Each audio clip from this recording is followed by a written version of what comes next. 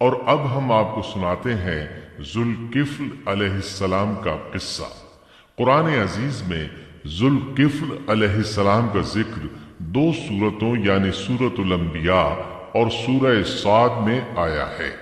لیکن دونوں سورتوں میں صرف نام مذکور ہے، مختصر و مفصل کسی قسم کے حالات کا کوئی تذکرہ نہیں ہے۔ سورۃ الانبیاء آیت 85 اور 86 میں اللہ تعالی فرماتے ہیں،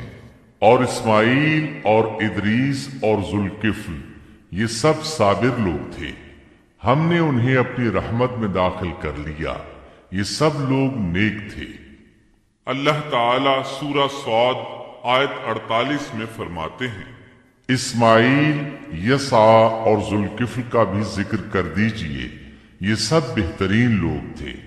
ذوالکفل علیہ السلام کے متعلق جس طرح قرآن مجید نے نام کے سوا کچھ ذکر نہیں فرمایا،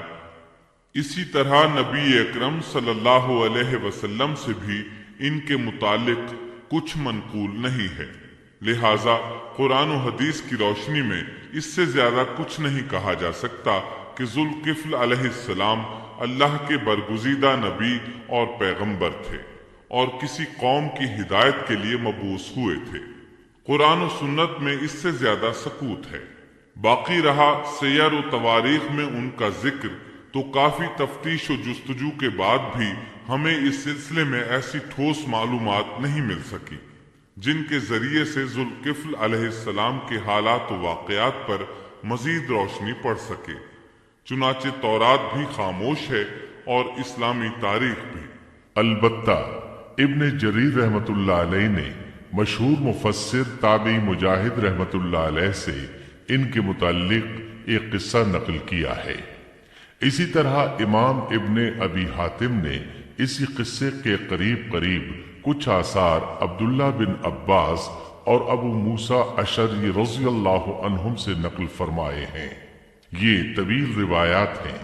ان میں ہے کہ ابن عباس اور ابو موسیٰ اشعری رضی اللہ عنہم فرماتے ہیں کہ ذوالکفل نبی نہیں تھے، بلکہ وہ ایک نیک اور صالح آدمی تھے، لیکن ایک تو یہ روایات سند کے اعتبار سے ضعیف ہیں، دوسرا یہ کہ ابن عباس اور ابو موسیٰ رضی اللہ عنہم جیسے جلیل القدر صحابہ اور مجاہد رحمت اللہ علیہ جیسے عظیم تابعی سے یہ ناممکن ہے کہ وہ ذوالکفل علیہ السلام کے متعلق یہ فرمائیں کہ وہ نبی نہیں بلکہ ایک نیک مرد تھے۔ شاہ عبد القادر رحمت اللہ علیہ کا موقف ہے کہ ذوالکفل ایوب علیہ السلام کے بیٹے تھے اور انہوں نے اللہ کی خاطر کسی آدمی کی ضمانت دی تھی جس کی پاداش میں ان کو کئی برس قید کی تکالیف برداشت کرنا پڑی۔ چنانچہ شاہ صاحب اپنی تفسیر موضح القرآن میں لکھتے ہیں کہ ذوالکفل ایوب علیہ السلام کے بیٹے تھے، ایک شخص کے ضامن ہو کر کئی برس قید رہے اور اللہ کی خاطر یہ مشقت سہی۔ موجودہ دور کے بعض مفسرین کا خیال ہے کہ ذوالکفل حزقیل علیہ السلام کا لقب ہے۔ ایک دوسرے مفسر کی عجیب و غریب رائے یہ ہے کہ ذوالکفل گوتم بدھ کا لقب ہے، کیونکہ اس کے دارالسلطنت کا نام کفل تھا، جس کا معرب کفل ہے، اور عربی میں ذو صاحب اور مالک کے لیے آتا ہے، اور صاحب مال کے لیے ذو مال اور مالک شہر کے لیے ذو بلد کے الفاظ کثرت سے استعمال ہوتے ہیں، لہذا یہاں بھی کفل کے مالک و بادشاہ کو ذوالکفل کہا گیا ہے۔ اس مفسر نے یہ بھی دعویٰ کیا ہے کہ گوتم بدھ کی اصل تعلیم توحید اور حقیقی اسلام ہی کی تعلیم تھی، مگر اس کی موجودہ صورت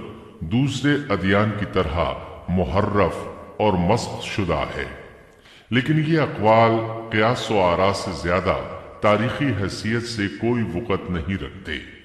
ہم اس تعصب کے قائل نہیں ہیں کہ اگر صحیح تاریخ سے یہ ثابت ہو جائے کہ قرآن نے جن انبیاء کے صرف نام ذکر کیے ہیں ان کا مصداق فلاں برگزیدہ ہستی ہے، اور اس کا انکار صرف اس لیے کر دیا جائے کہ اس سے پہلے چونکہ ایسی بات کسی نے نہیں کہی اس لیے یہ قابل رد ہے، یقیناً ہم اس حقیقت کو تسلیم کرتے ہیں کہ تاریخی حقائق کی جستجو کا باب بند نہیں ہوا اور آئے دن نئی نئی تحقیقات سامنے آ رہی ہیں اور جدید انکشافات ہو رہے ہیں، بلکہ ان کے ذریعے قرآن مجید اور احادیث رسول کے بیان کردہ واقعات کی تصدیق ہوتی چلی جا رہی ہے۔ ملحد و بے دین لوگ ان کا انکار اس لیے کرتے اور کرتے آ رہے ہیں کہ تاریخ اور فلسفہ ان کا ساتھ نہیں دیتے، لیکن اگر قرآن کریم کی بیان کردہ کسی ہستی کے متعلق مزید انکشافات روشنی میں آئیں تو ہمارے لیے انکار کا باعث نہیں بلکہ مخالفین پر مزید حجت اور دلیل ہے۔ لیکن اس حقیقت کے اقرار کے باوجود اس سے یہ بھی لازم نہیں آتا کہ کسی واقعے کے متعلق کوئی شخص اگر محض اپنے وہم و گمان اور قیاس و انداز سے بے دلیل کوئی بات کر دے تو ضرور اس کو مان لیا جائے۔ چنانچہ ذوالکفل علیہ السلام کو گوتم بدھ قرار دینا ابھی تک اس سے زیادہ کوئی حیثیت نہیں رکھتا۔ ہمارے لیے دنیا کے مختلف گوشوں میں اللہ کے فرستادہ نبیوں پر ایمان لانے کے لیے قرآن کی وہ تینوں دفعات کافی ہیں جو دین اسلام کا امتیازی وصف ہے۔ سورۃ الفاتر آیت 24 میں اللہ تعالیٰ فرماتے ہیں،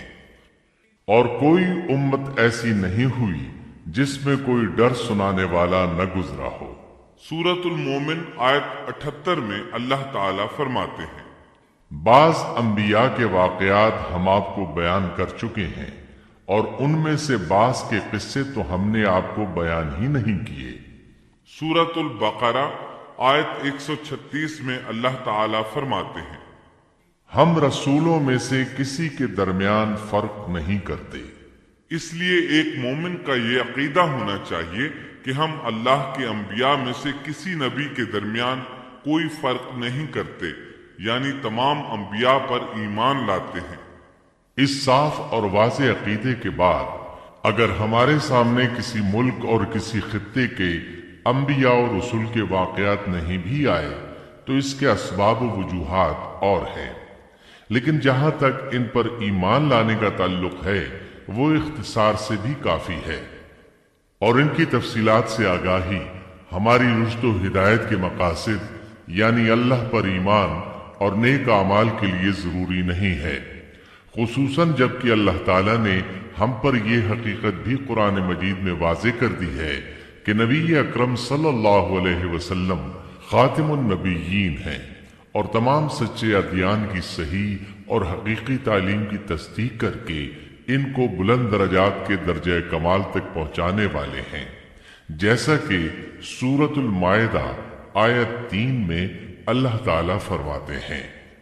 آج میں نے تمہارے لیے دین کو کامل کر دیا اور تم پر اپنا انعام بھرپور کر دیا اور تمہارے لیے اسلام کے دین ہونے پر رضامند ہو گیا۔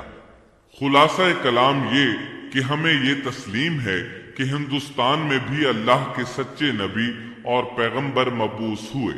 بلکہ سیرت نگاروں کی روایات کے مطابق ابو البشر آدم علیہ السلام اسی ہندوستان کے کسی گوشے میں اتارے گئے،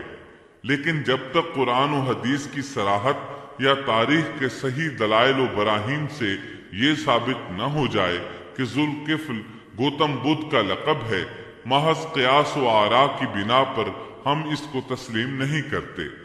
کیونکہ جس طرح کسی نبی کو نہ ماننا کفر کی راہ ہے، اسی طرح کسی غیر نبی کو نبی تسلیم کرنا بھی باطل ہے۔